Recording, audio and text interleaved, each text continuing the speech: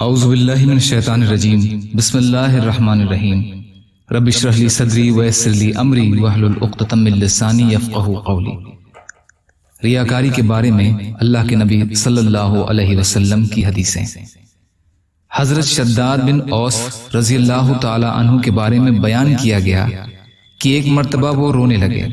لوگوں نے ان سے رونے کی وجہ پوچھی تو انہوں نے جواب دیا کہ مجھے ایک بات یاد آ گئی جو میں نے رسول کریم صلی اللہ علیہ وسلم کو ارشاد فرماتے ہوئے سنی تھی۔ اس بات نے مجھے رلا دیا۔ میں نے آپ صلی اللہ علیہ وسلم کو یہ ارشاد فرماتے ہوئے سنا کہ مجھے اپنی امت کے بارے میں شرک اور شہوت خفیہ کا ڈر ہے۔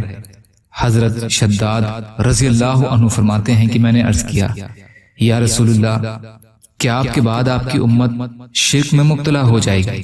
آپ صلی اللہ علیہ وسلم نے ارشاد فرمایا، ہاں، لیکن وہ نہ تو سورج اور چاند کی عبادت کریں گے اور نہ کسی پتھر اور بت کی، بلکہ اپنے اعمال میں ریاکاری کریں گے۔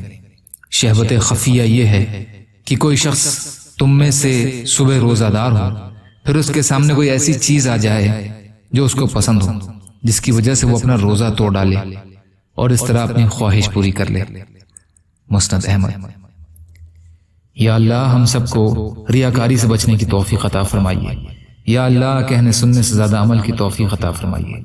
یا اللہ جو مظلوم ہیں، پریشان حال ہیں، بیمار ہیں، قرض میں ہیں، بے روزگار ہیں، محتاج ہیں، ان کی مدد فرمائیے۔ یا اللہ جو دنیا سے ایمان کی حالت میں گزر گئے، ان کی مغفرت فرمائیے۔